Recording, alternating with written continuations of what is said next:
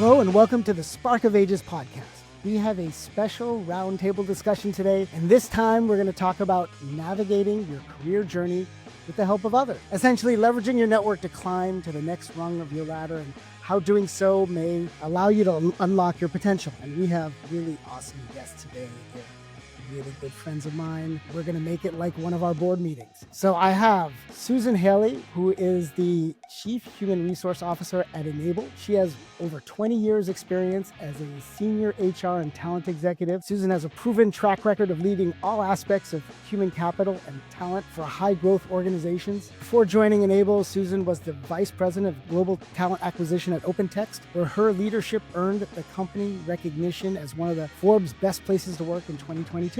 Hi, Susan. Hi.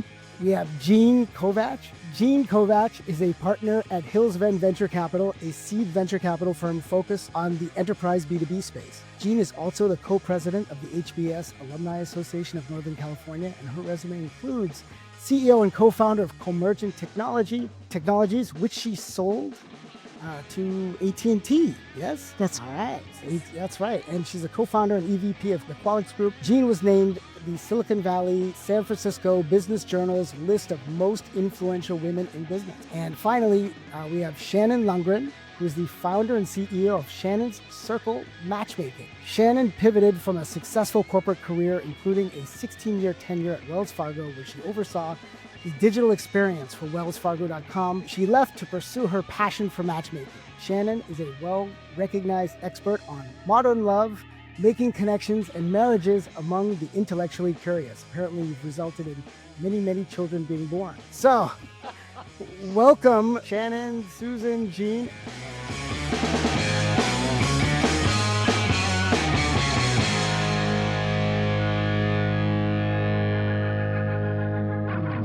All three of you are fellow MBA graduates of the Harvard Business School. Susan is the chair of the Northern California HBS Alumni Club, and both she and Jean are on the Global Alumni Club. So I have a very strong group, and really what motivated me to have this today was I went to a session where they were talking about the strategy and science of influence. That was a recent event that we had with Allison Fregat and Heidi Rosen, and I was like, I have folks that I know that are just rock stars at building career and can give us so much advice.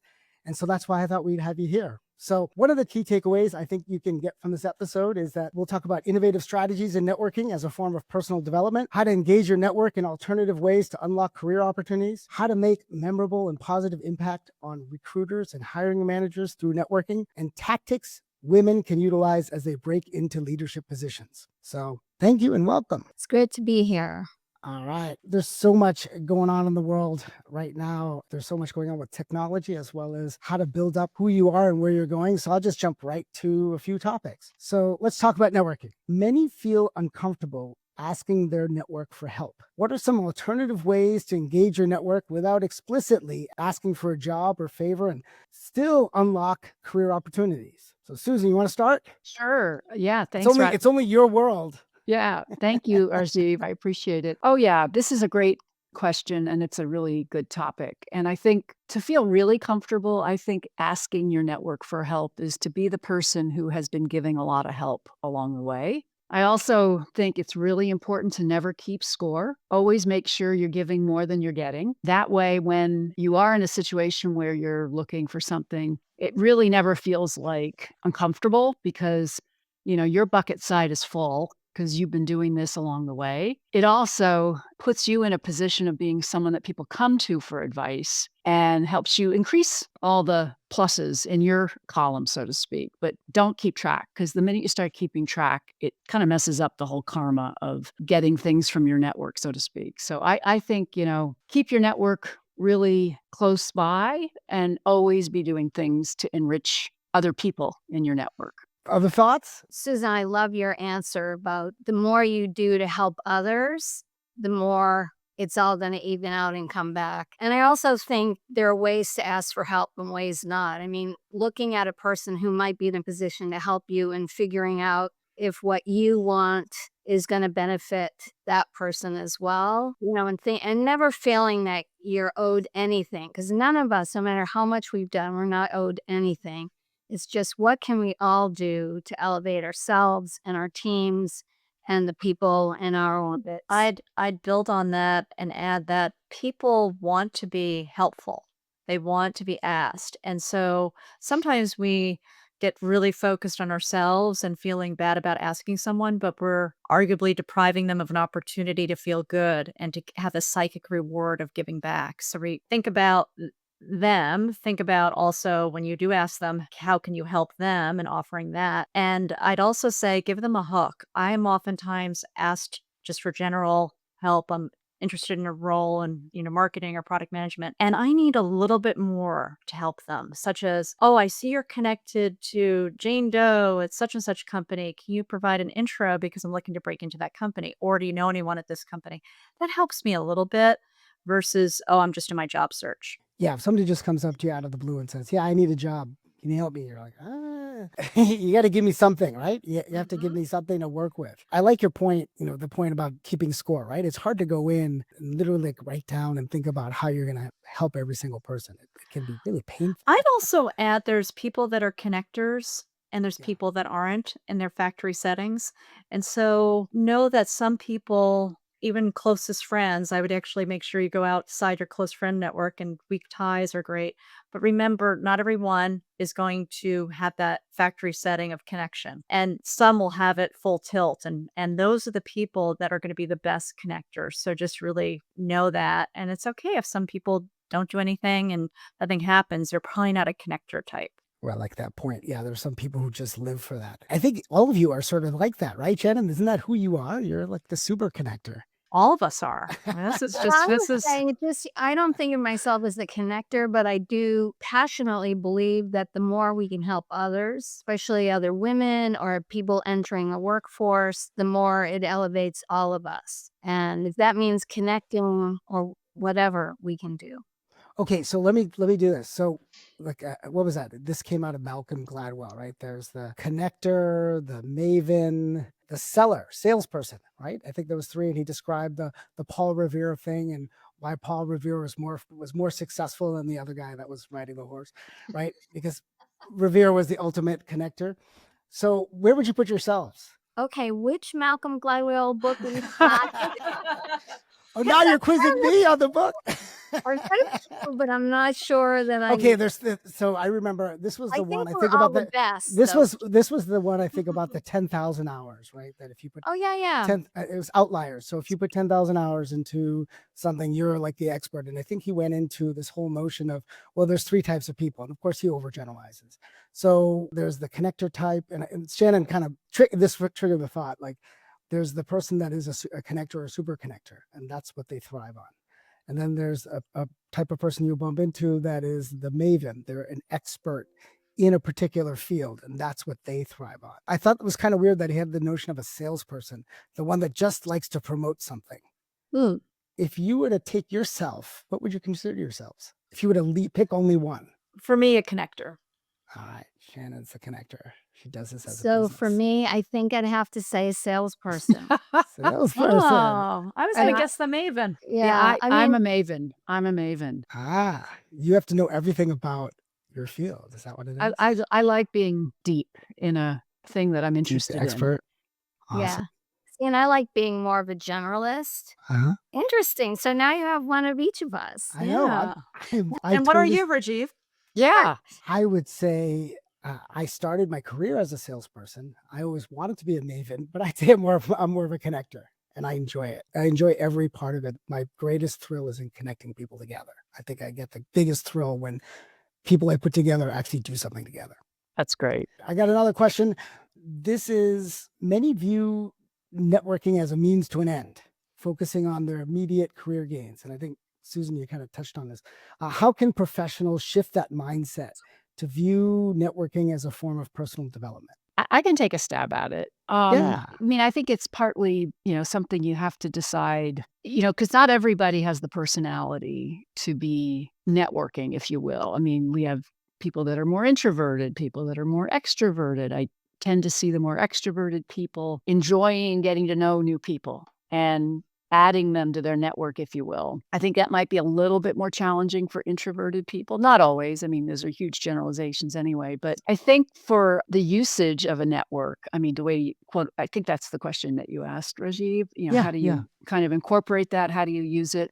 And how do you build it? I think you really should be focused on doing things that you like and things that, are in an area that you're interested in. So for me, one of the reasons I love the Harvard Network is because I like business. I like commercial discussions. I like learning about industries. I like learning about new technologies. So for me, networking is about meeting people who are in the middle of those things and at any level too. I mean, they don't have to be an expert for me to be interested in getting to know them. They can just be, I met somebody at an event the other night and she started her career in the virtual reality space. And obviously that kind of went its own way and probably you'll find a new life in a different form. But it was kind of really interesting to me, that's how she started her career. And then again, for me personally, I just am interested in people's stories. I find that interesting. For me, it's just really genuine. And I tend to really like building relationships with people, getting to know them better. It's pretty natural for me to do what I do on the network side. It turns out it's been really good professionally for me because of the sector that I've focused on. It really helps. I was on a call today and we're doing a reference on a candidate. And, I know the head of HR at the company from before. And, that wasn't the thing that anybody thought might be a possibility. So just it shows up in ways that can be incredibly helpful. But I'm also the kind of person that loves to get things done. I think that's the maven part of me, where the networking is almost a means to the end to getting things done. I happen to like it, but in and of itself, if it doesn't get an outcome, like if somebody doesn't get a job that I connected them to, or not that I'm unhappy about that, but I'm always like, so what's the end game? Where does the value get created in making that connection? I think one of the reasons for the question is that sometimes you only hear from folks when they're looking for something or looking for a job, right? I've had various CMOs call me, and the only time they call me is when they're looking for consulting work. And I know what they're about. They're not there to necessarily talk to me. They're there because I can put them into something. When I think about the notion of networking, it's like, this is part of living. I think this is part of, like, you want to have a relationship with someone before you need them. Yeah, I think of it as like a garden. You're planting seeds and some are going to sprout, some aren't going to sprout, and you nurture it over time. And they always, the famous quote, your network is your net worth. But I also think it's something that you're not attached to, meaning that it is different when you go into a networking event and we've all been there at a conference and people are coming at you, trying to sell you or get you to buy something. And that's where networking gets a bad rap, right? It's when we're not attached, when we're wanting something and it's graspy energy. And so back to kind of where you're mentioning personal development, dig into that. And I have had to work on that really hard because I've learned sales as a function of my entrepreneurial career. And I'm really focused on not being attached to the result and making sure that my activities, there's a halo effect. I know great things are going to happen, but it's not as if it has to happen with you or it has to happen with this. And I think that's detachment to a result is key. So that's where, as Susan was mentioning, you want to build it in advance so you're not attached to a specific outcome with a certain individual on the spot, but you've created this like garden and multiple people you can choose from. I always think about it that way. It's like there's not just one person that can help you, there's many. And how do you get that help and not single thread it with just, attachment to one outcome. So that was something else. And the part about introverts is really huge. I do encounter that in my work, especially as it relates to dating. And I think for introverts, they do like smaller groups. So instead of going into that big mammoth, event with lots of people that probably Susan, Jean, and I, and Rajiv, you'd be comfortable with, you go to something smaller. And that'll be much more comfortable and probably people with the same type of expertise that you can really click with. Yeah, I'd like to add to that, that the term networking can mean so many things to so many people, ranging from the huge cocktail party type thing where you go to, and we all have been to those, and we've all ended up talking to two people because you couldn't break away.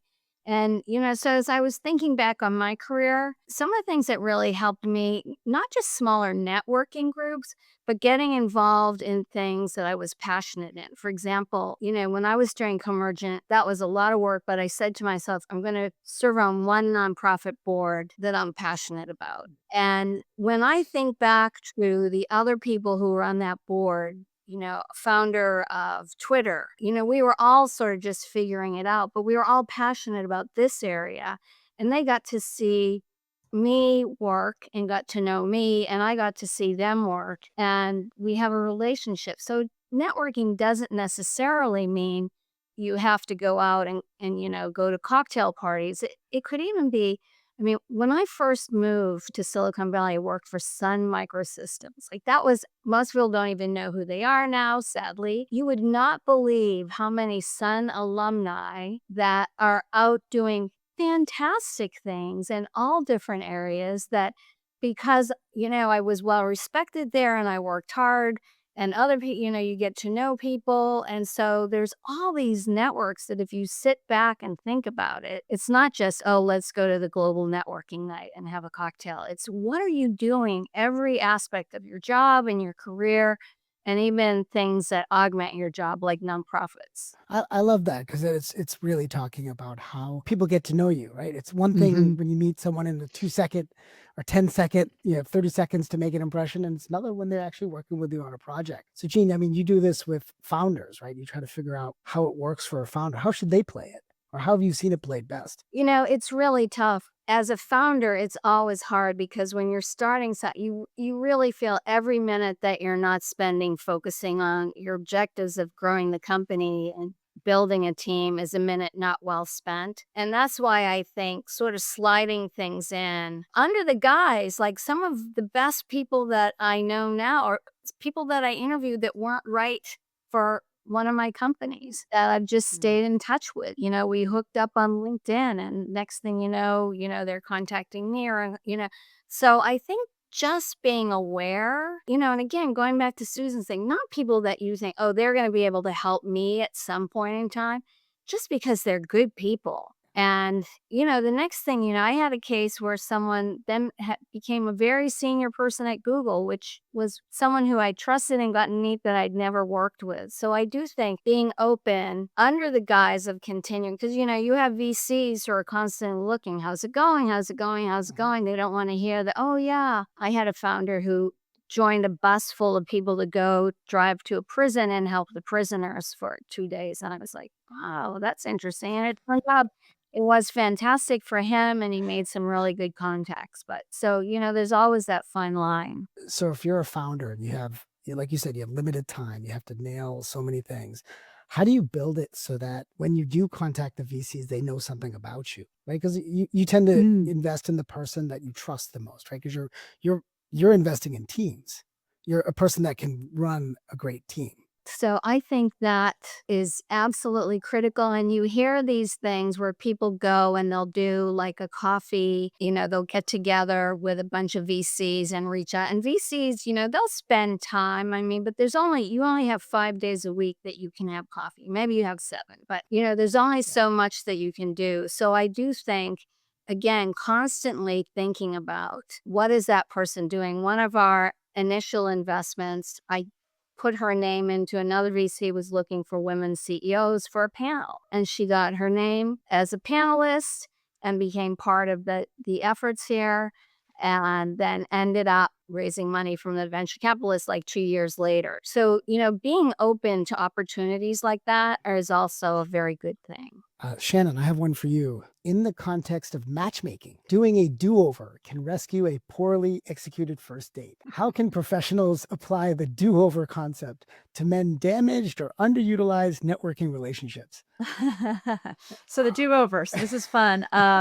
This happens, people go on a first date and for whatever reason they don't click and the other person really regrets like, oh, I really should have shown some more enthusiasm and they want to a month later come back. And this has happened where, even past clients have gone back to first dates that I've set them up with and said, I really would like to do another first date again. In the realm of networking, I don't think it has to be that formal but I think knowing that sometimes we reject ourselves before we, people don't think that hard about what might get muffed up unless it was very serious. So I always take assume best intent, reach out to that person, follow up. Guess what? Most people are busy.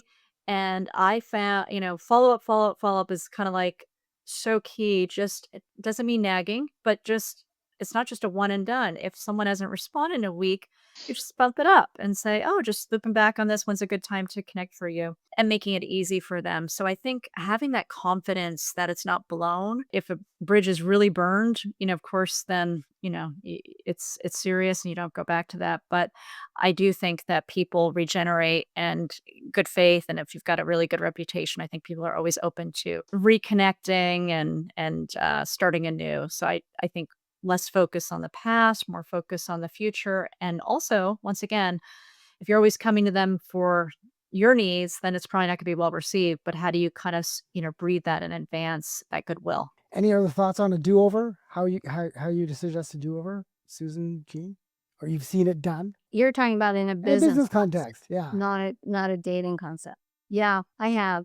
I mean, I think in the business case, it's just being open and honest. I'm really sorry. My parents were in the hospital and I didn't have my head on straight that day. And, I'd love to continue the conversation. And if the person says no, then that's, like take that and move on. That will send better signals and stronger signals than if you, bake, right?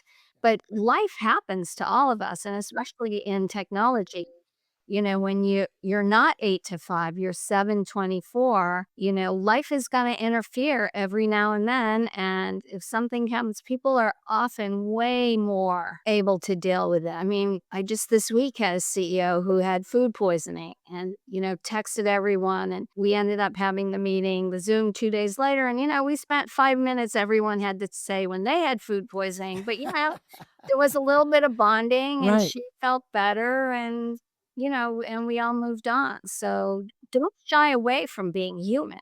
Yeah, this happened to me the other night. It was at a networking event, and Not food poisoning. no, not the food poisoning, but the faux pas. It's one of those situations where you're meeting all these people. You hear the person's name in a loud room, and it honestly went in one ear, out the other. And then someone else comes up, and I need to introduce him to her, and I didn't know his name, and I knew that didn't fare well. What I did afterwards is I made sure connecting with him on LinkedIn and just said, "Oh, it's so great to meet you." Used his name and all that. It's just also being conscious of how you might have a faux pas. You don't have to underscore it, but try to reach out and reconnect versus view it as a blown opportunity. Exactly. That's cool. Exactly. All right, Susan, I got a question for you. Sure. Given that first impressions are critical, what unconventional approaches can job seekers use to make memorable and a positive impact on recruiters and hiring managers beyond the standard elevator pitch? That this is where the power of a network is so important because, a cold outreach, is typically not going to get any attention.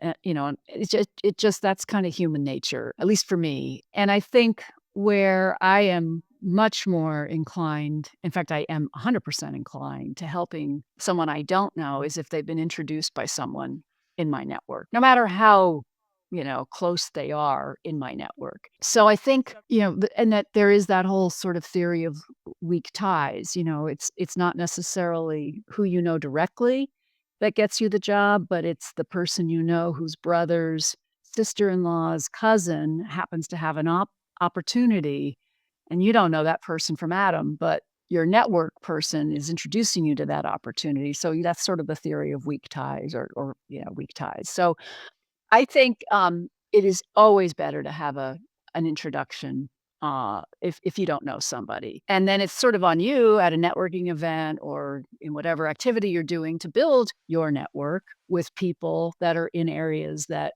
might have interest for you or do have interest for you.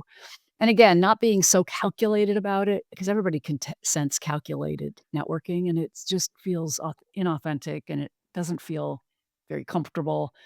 So, I think, and I always advise people, especially young people, to, I'll connect with you on LinkedIn. Is there anyone anywhere in my network that you somehow know? Because that way, and if it's in an area that you're interested in, I'll introduce you to anybody. I don't even need to know them that well, but I'll be happy to do that.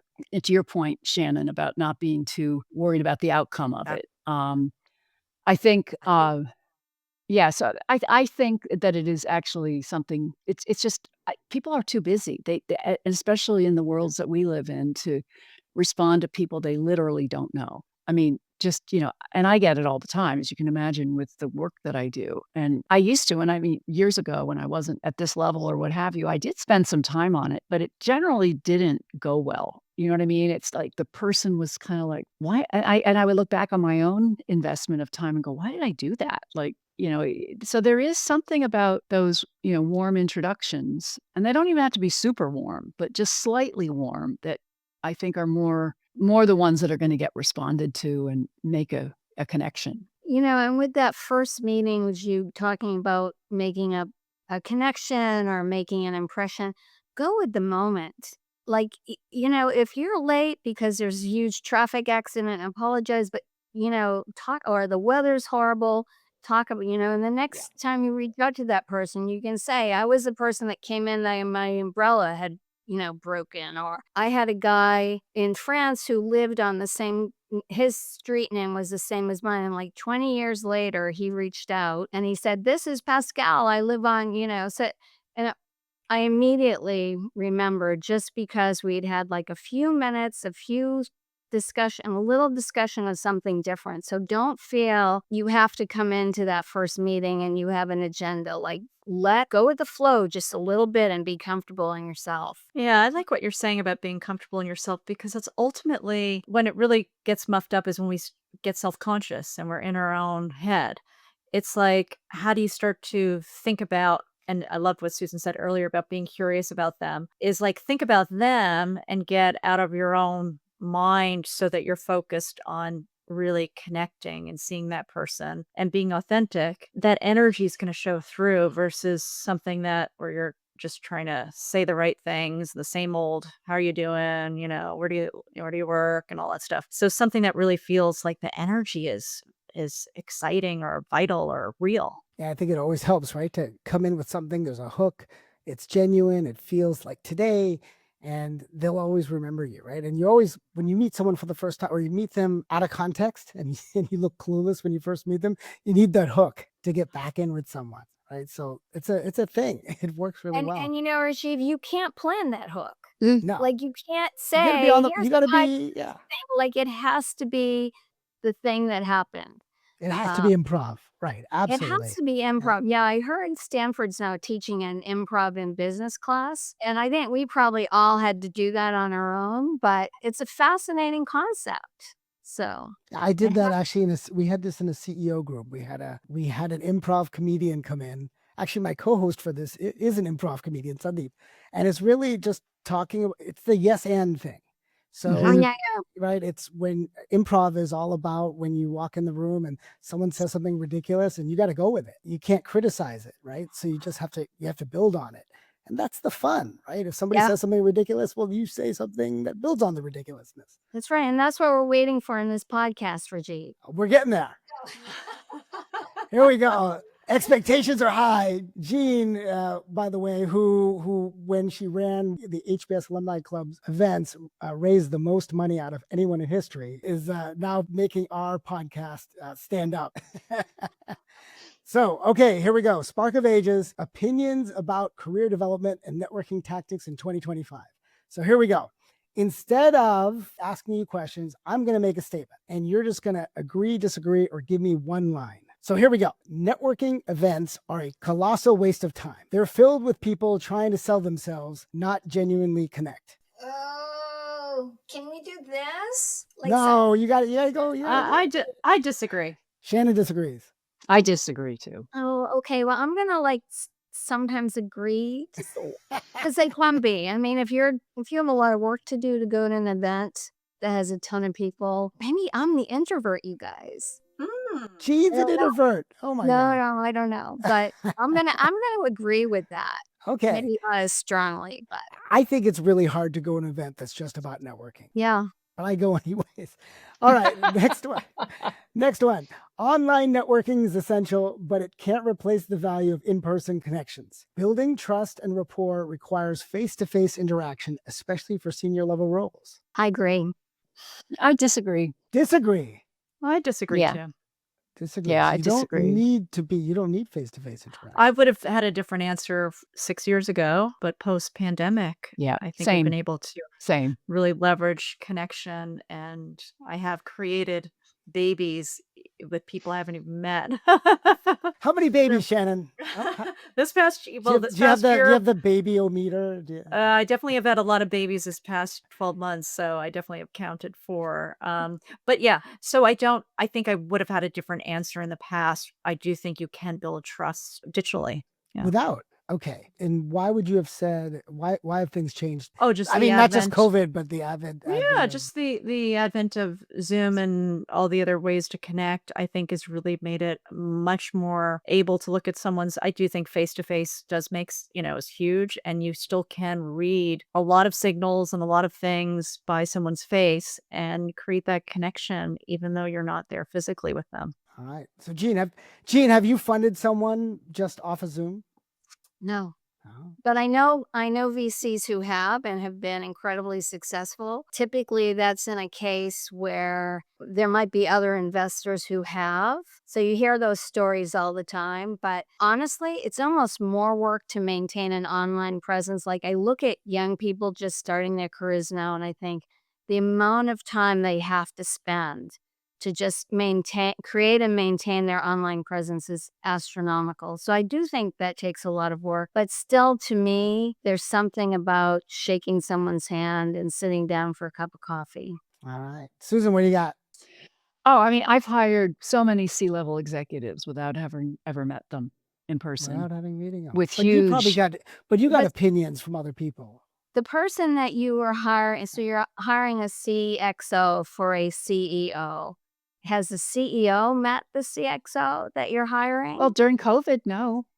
So Yeah. that's where it all started. I wouldn't have ever thought, like Shannon, I would never have thought that that would be possible before COVID. But when it became a necessity, we did it and we continue. I mean, I'm continuing to do it. I think the other thing is it's such a reality with remote work and remote locations. And, it's Traffic. almost, I think maybe a CEO I wouldn't hire, just through an online or a, Zoom type connection. But I don't know. I think we spend a lot of time in these types of settings now. And I think we also get more clues than maybe we would have been attuned to when we're in these settings that give us a little more pattern recognition on whether or not the person either is worthy of my network or worthy of a second interview or whatnot. So yeah, I do agree though that there is nothing better than meeting somebody in person. And I would also say that after having done so much work online in several companies now, it is such a joy to meet somebody in person that I've been working with online for, in some cases, years,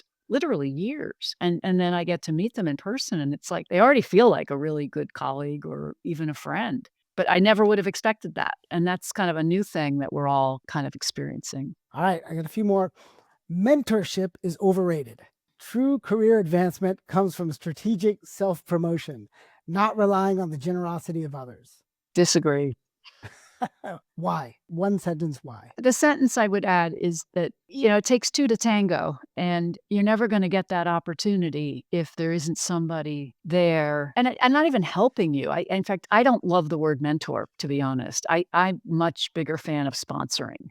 I think that gets at my get it done mentality. Like, mentoring is I can sort of advise or coach or whatever. And I don't mind. And I don't think any of us mind doing that. Where I think it matters is sponsoring people, like really making the connection, saying, I remember there was a leader I used to work with and oh my gosh, she was hilarious. She'd be like, okay, here's the deal. You are now going to go meet this person and this is this job. And, and it was really sponsorship. It wasn't, well, maybe you could think about this, or maybe it was like, here are all the things you need to do. And that's what I think there's a big difference there. And if you're just self-promoting yourself, that. Yeah, I disagree too, because the strategic self-promotion backfires.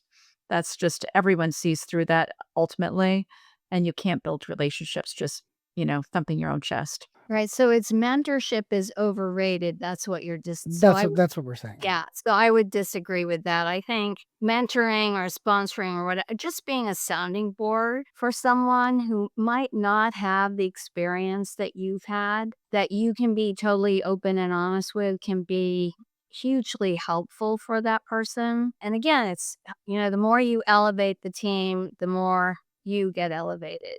And Very so cool. I like it. All right, next question. The old boys club is alive and well. While lip service is paid to inclusivity, real career advancement still often depends on who you know within those circles. not in high tech. So I would disagree in high tech. Definitely. Disagree in high tech. Yeah. I You think high disagree with the tech bros notion. Yeah, yeah. Especially in small companies, which, I worked AT&T bought my last company and I worked at AT&T for a year and a half. So that's a different story. But in the small companies, I always felt in Silicon Valley, you could be purple skinned and have two heads. If you could get the job done, people were going to respect you. And, I do hear stories where people feel that they were discriminated against, but not as much these days. I really do feel it's more merit based, at least what I'm experiencing.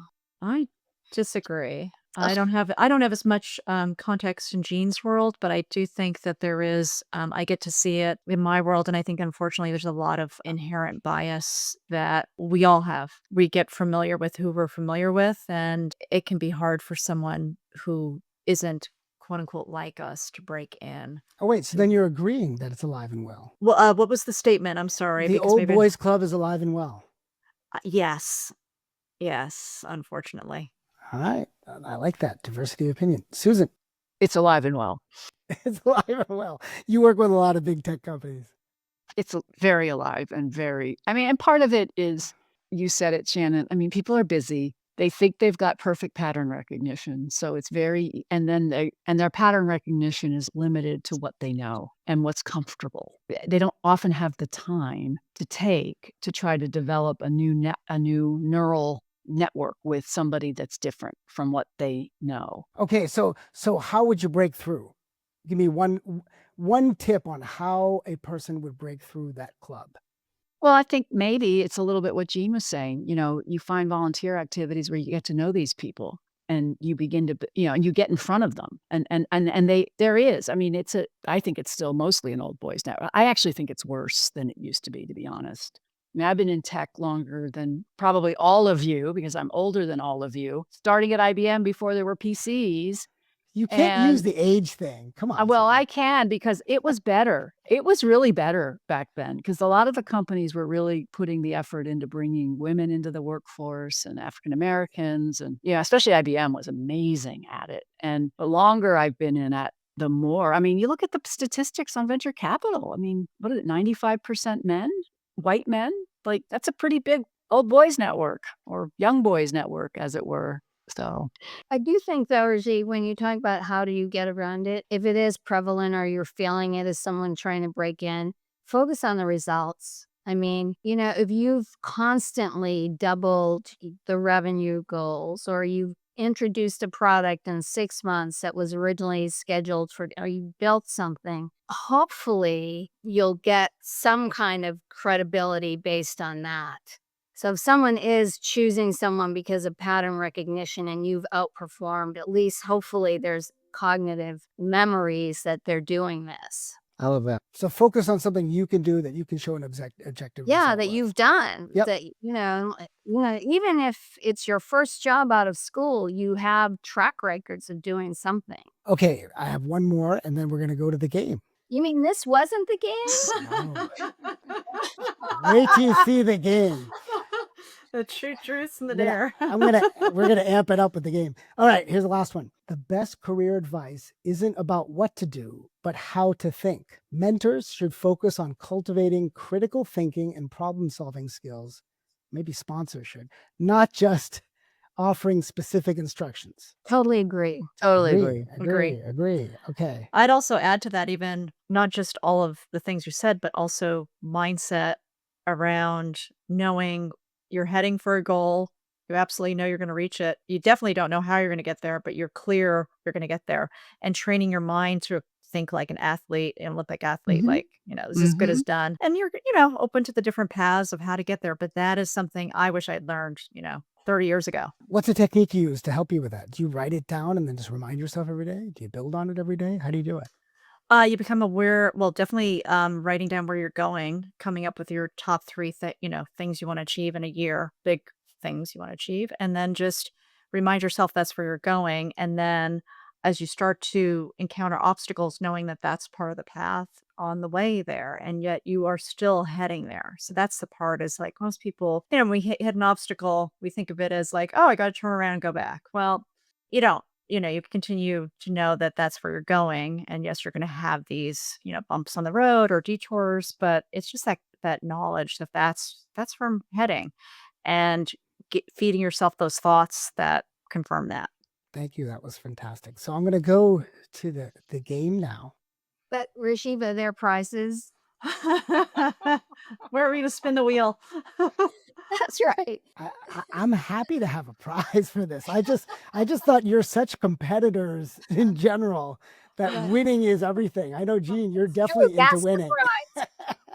That is the prize. Okay, welcome to the Spark Tank.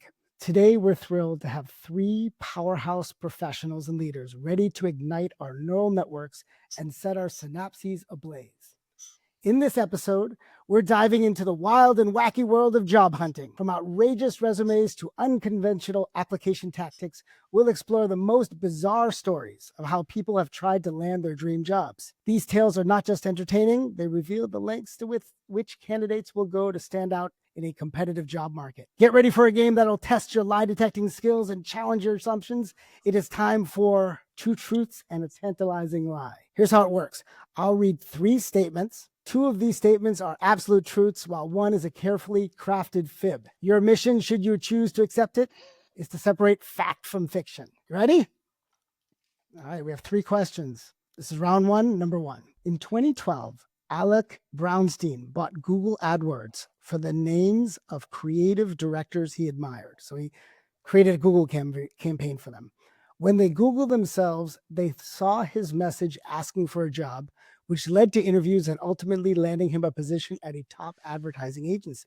Number 2, in 2013, Ryan McCarthy created a Lego version of himself and sent it to potential employers along with a QR code linking to his online portfolio. Number 3, in 2014, Nina Muffle created a resume mimicking Airbnb's website design to apply for a job at the company. Her creative approach went viral on social media and ultimately led to her to an interview with the Airbnb team. What I'm going to do is I'm going to count to 3 and then put up 1, 2, or 3 fingers, so you can't cheat, and we'll see who wins. Ready? 3, 2, 1. Oh, all different answers. Oh my goodness. All different answers. So Susan's a 3, Shannon's 1, Jean is 2. The lie is number 2. There you go, Jean. Jean in the lead. All right. While Ryan McCarthy is a real software engineer, there's no verifiable information about him creating a Lego version of himself for job applications. And, it's just crazy enough that I thought maybe that is true, but You never know. You never know. I usually lose this game when I play against my guest. So here we go. Number 1. In 2010, Eric Gandhi designed a resume that looked like a Google search results page, which went viral and landed him a job at a top ad agency. Number 2, Lucas Yala dressed as a Postmates delivery person to hand deliver boxes of donuts with his resume to tech companies in San Francisco in 2016. Number 3, in 2018, a software engineer created a chatbot version of himself that could answer interview questions on his behalf. Ready? 3, 2, 1. Let's see. Jean is 3, Susan is 3, and Shannon is 2. The lie is number 3. yes. So the question now is, the person who delivered donuts, did he get a job? So there's no verifiable information about a software engineer creating an interview enabling chatbot in 2018. Yeah, that's pretty I could see early. that today. Yeah. That'd be straightforward. Eric Gandhi's Google-themed resume, this is number one, did go viral in 2010. It was featured on various tech and design blogs and ultimately led him to be hired by a top advertising firm, Crispin Porter and Boguski. So that was a big one. They're the ones that did Get Milk. The resume cleverly mimicked Google's search results page with Gandhi's qualifications presented as search results. That's good. And then number two, Lucas donut delivery stunt, well documented. He hand delivered 40 boxes of donuts to tech companies in San Francisco, each containing his resume. It led him to get over 10 interviews and significant media coverage. All right, so here's number three. Susan, you have a chance to catch Jean in this one. So either you're going to tie or Jean is going to win. Yes. So, and Shannon, hopefully we just get one in. Number one, in 2020, a job seeker created a series of TikTok videos applying for jobs at major tech companies, which led to multiple interview offers. Number two, in 2013, Philip Dubost created an Amazon product page style resume that went viral, receiving over 100,000 unique visitors and multiple job offers. Number three, Robert Lenardi designed an interactive Super Mario style video game resume in 2013, which showcased his skills and experience as a player progressing through various levels. 3, 2, 1. Oh, look at this. This is interesting. So the lie is number one. Shannon, you get on the board. All right. Lie number one. While TikTok has been used for job searching, there's no verifiable information about a specific case in 2020. Philippe did do the resume called Philippe's Amazoning resume. It mimicked a product page, complete with product details, customer reviews, and even a buy now button that led to his contact That's info. fantastic. That's great. Yeah. And he got Very job clever. offers from Amazon and Spotify.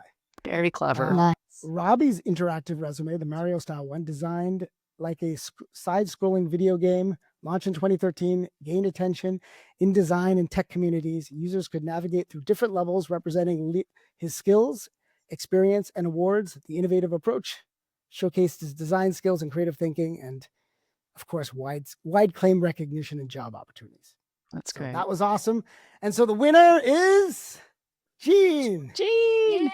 Yay, Jean! She's the best lie Play again. detector of our group today. Actually, when you said you were going to do this game, I was really worried. I thought you were going to do two truths and a lie about each of us. Me I too. know that would have been good. No. All right, we will have to tune our AI bot for that. But thank you, that was awesome. I'm going to ask each of you one question, and just give me whatever quick pops off the top of your head.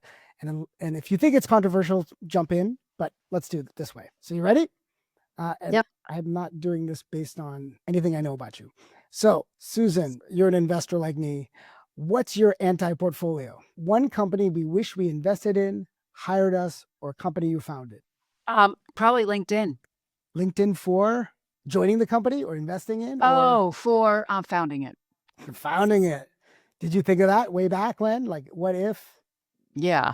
I mean, that's the world I'm in. And Yeah. as the technology kind of started, that was just a good one. Like really good. That's awesome. Shannon, what is your personal moonshot? Define it any way you want, but it's something big you really want to see happen or accomplish. So right now, writing my book, underway, but definitely kind of a hard thing to get done when you have your day-to-day business to run. So that's one. And it really is to serve and help more people that I can't help through my own work, but it is really hard to shift gears and get that accomplished. So that's the first one that comes to mind. And what's the book about? A book is about helping intellectually curious singles find love. So how to be the CEO of their own love life. That's not the title, but I've got to wait till I write it to figure out the title. But really showing them, proactive approach and what to actually do and what to think and how to market themselves, as well as figure out their target market so they can find their partner. So find your personal ICP. All right. Jean, Ooh. do you have a favorite life motto you return to often and share with friends in work or life? Yes, I do. And I'm trying to think. I've said this before, which is and now I can't even think of it. But it's sort of like enjoy what you do and do what you enjoy. So Mm. whatever you decide to do, find the goodness and the fun in it. But also when you're thinking of that, gravitate towards things that you know you enjoy, right? So whatever you're doing, does that make sense? I love it. Yes. Yeah. That's great. That's great. And is that what you've done? Yeah, Do you feel I like think that's so. where you I mean, are? if you look at like what's happened in my career. I've never done something because I thought I should. I've enjoyed it. I've enjoyed the people. I like the marketplace, or, there's something about it that's going to make it fun for me. But even no matter what situation you get in, just find some beauty in it, find some fun, make it a challenge. So yeah, it's worked for me. That's a great way to end And today. I won the game. And so you that, won the game. yeah. Which I don't think I would have heard the end of it if you didn't win the game. So that's the perfect way to end it, because I believe that my three guests, Susan, Shannon, and Jean, all are people who do what they love and have achieved amazing things because of it, and because you've utilized your relationships and being intentional to get there. So I really appreciate all of you joining me today. thank you, Rishi. Thank you. Thanks, It's fun. Rajiv. Thank you. All right. Thank you so Thanks. much. Have All a right. great weekend.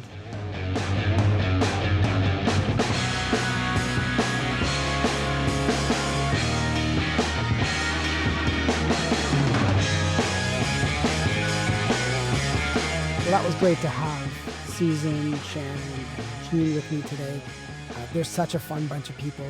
As you know, one of the things I'm trying to do is bring the world that I live in here, a New Hampshire boy moving to Silicon Valley, to all of you. And what I'm continuously blown away by successful people in my life that have built themselves up. And definitely all three, Susan, Jean, and Shannon, all did that and have gotten themselves to where they want to be based on their life's ambition. And that's something that Jean talked about, is that do what you want to, do something you love to do.